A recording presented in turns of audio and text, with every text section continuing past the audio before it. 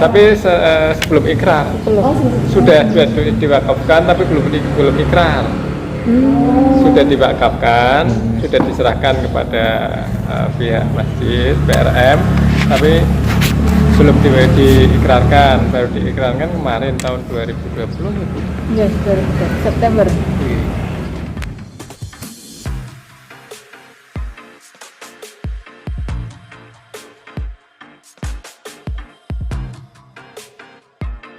Keluarganya udah nyerahkan atau masih mendamping tanah untuk wakafkan atau bagaimana? Ya sesuai dengan syarat-syarat yang ditetapkan dari KU, kan ada persyaratannya, bentuknya dari status tanah, sertifikat yang sudah bersertifikat. Sebelum menilik aset wakaf di Kecamatan Wonokerto, kami didampingi petugas dari KUA Wonokerto melakukan wawancara dengan para nadir yang mengelola wakaf di Kecamatan Wonokerto. Ada sekitar 8 jumlah nadir di Kecamatan Wonokerto.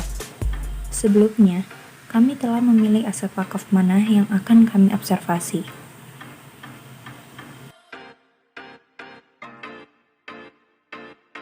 Sebelum melakukan observasi, alangkah lebih baiknya kita mengetahui terlebih dahulu bagaimana administrasi perwakafan.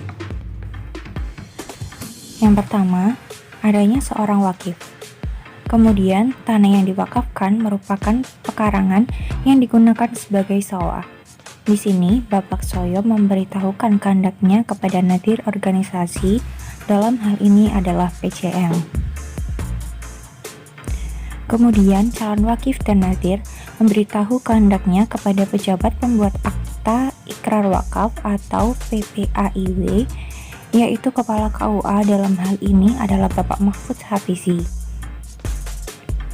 Bila objek yang diwakafkan berasal dari sertifikat hak milik yang dipecah atau tidak diwakafkan keseluruhannya, maka perlu dipecah dahulu sesuai dengan luas tanah yang akan diwakafkan atau yang biasa disebut dengan proses pemisahan atau pemecahan di BPN. Kemudian, calon wakif dan nazir memenuhi persyaratan administrasinya. Barulah setelah persyaratan diperiksa dan cukup memenuhi syarat, ikrar wakaf dilakukan di hadapan PPAIW dan diterbitkan akta ikrar wakaf.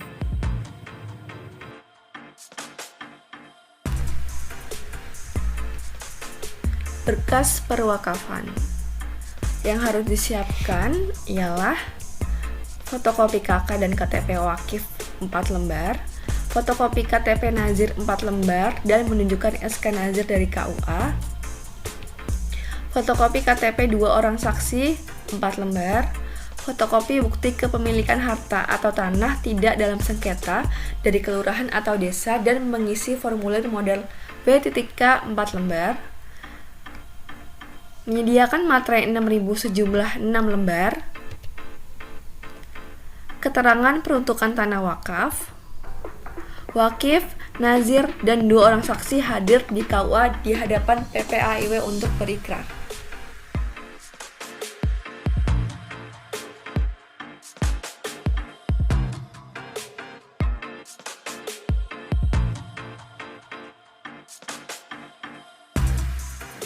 Ada 2 aset wakaf yang kami pilih.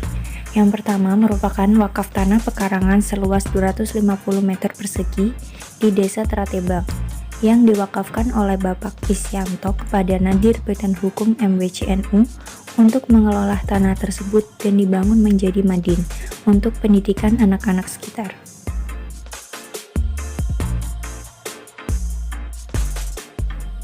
Menurut Bapak Tardi selaku Nadir dari MWCNU, beliau membentuk anggota kepengurusan dalam mengelola aset wakaf tersebut.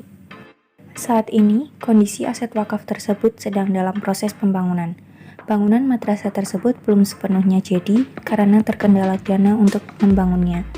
Dana tersebut biasanya diperoleh dari sumbangan masyarakat sekitar atau donatur yang kebanyakan adalah seorang nahkoda karena mayoritas pekerjaan penduduk di pesisir adalah sebagai nelayan. Agar aset wakaf tersebut dapat berjalan lancar kembali pembangunannya, perlu diadakan musyawarah mengenai laporan keuangan, mengadakan kegiatan yang dapat menghasilkan manfaat untuk pembangunan madin, atau kegiatan yang dapat menarik masyarakat untuk menjadi donatur.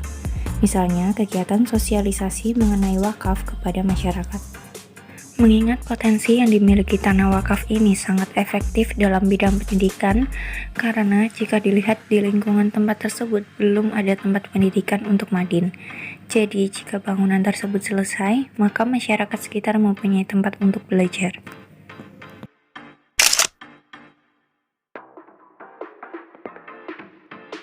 Selanjutnya adalah wakaf produktif yang diwakafkan oleh Bapak Soyo dan Ibu Supeni kepada Nazir Badan Hukum PCM Muhammadiyah. Wakaf produktif tersebut berupa tanah sawah seluas 1.550 meter persegi di Desa Sijambe. Pewakif menyerahkan aset ini pada tahun 2016 kepada Nazir, yaitu Bapak Abdul Basir, yang mana pada saat itu tidak langsung dilakukan ikrar wakaf, kemudian 2 tahun kemudian baru diikrarkan. Karena tanah wakaf tersebut bertempat di dekat pantai, yang mana wilayah pantai sering terjadi rob, dengan banjirnya area tanah wakaf tersebut berimbas pada tidak dapat dikelolanya tanah wakaf. Padahal, potensi yang dimiliki tanah wakaf Bapak Soyo dan Supeni ini sangat besar. Dengan tanah seluas 1.550 meter persegi ini, jika dikelola dengan baik dan didukung dengan kondisi alam yang menunjang, akan menghasilkan hasil yang memuaskan untuk kepentingan umat seperti pembangunan masjid, pendidikan, serta kegiatan sosial. Pada saat tanah wakaf ini dikelola sebagai sawah, tanah ini dapat menghasilkan hasil padi sebanyak 1,5 ton.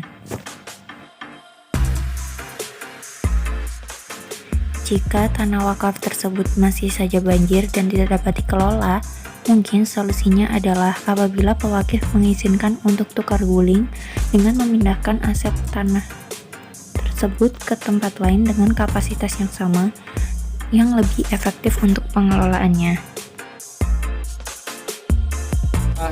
Sertifikat masal itu kan yang tanah yang di sini kesukaran kalau mau kesulitan misal punya saya itu kan mau menunjukkan perbatasannya gimana, sedangkan kalau milik saya misal Pak itu harus ada tetangganya, panggil tetangga dan gimana otak perbatasannya itu.